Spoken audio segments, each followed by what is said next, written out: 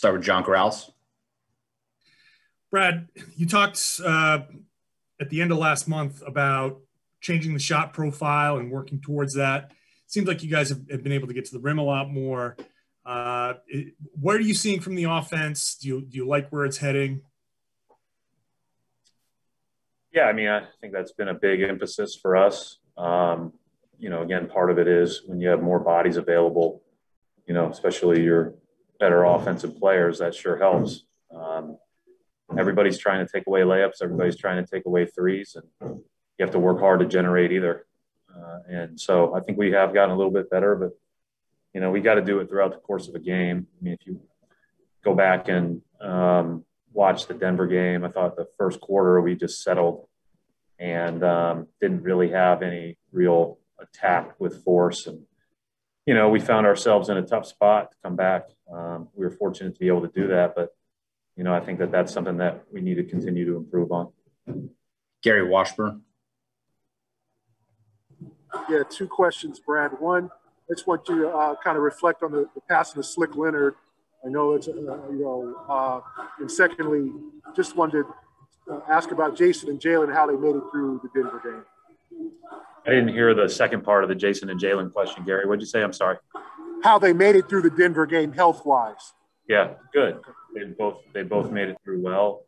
Jayson was a little bit under the weather that day, and Jaylen's just been dealing with some of this lingering soreness, but they both made it through well. And it wasn't a plus 40-minute night for either of them, although I do think the attack and the force with which they played in the second half was really, really, tough. And so with regard to Slick, I've known him for a long time and grew up as a huge Pacers fan, obviously, in central Indiana. And, he was the best way I can describe him to those people in the Northeast was he was our Tommy Heinsohn, right? And he's a incredible, obviously played at IU, coached, and then was the voice of the Pacers forever. And, when Reggie hit a three and the whole place would go, boom, baby, that's Slick Leonard, right? And those of us that have been fortunate enough to get to know him over the years, I think,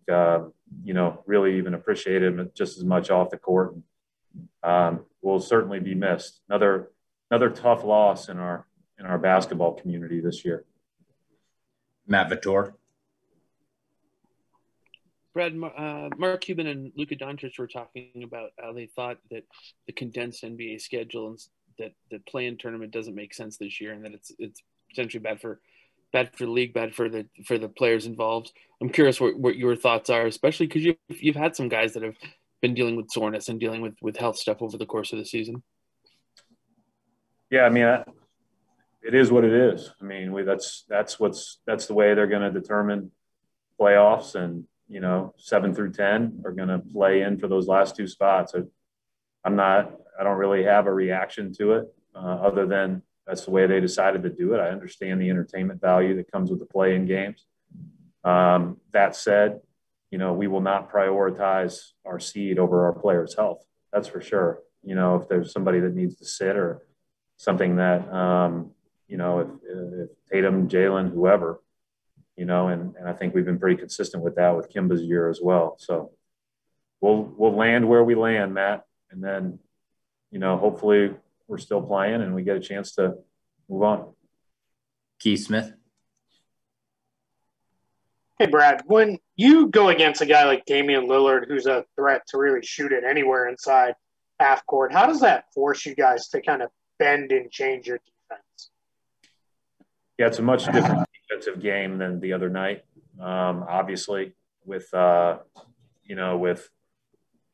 his ability to pull up off screens, we showed a clip today in the bubble where we went under a screen at 40 feet and he pulled up from about 35. And usually that's the right move. I don't think that it's necessarily the wrong move on occasion. He can't see a constant stream of the exact same defense. He's too good.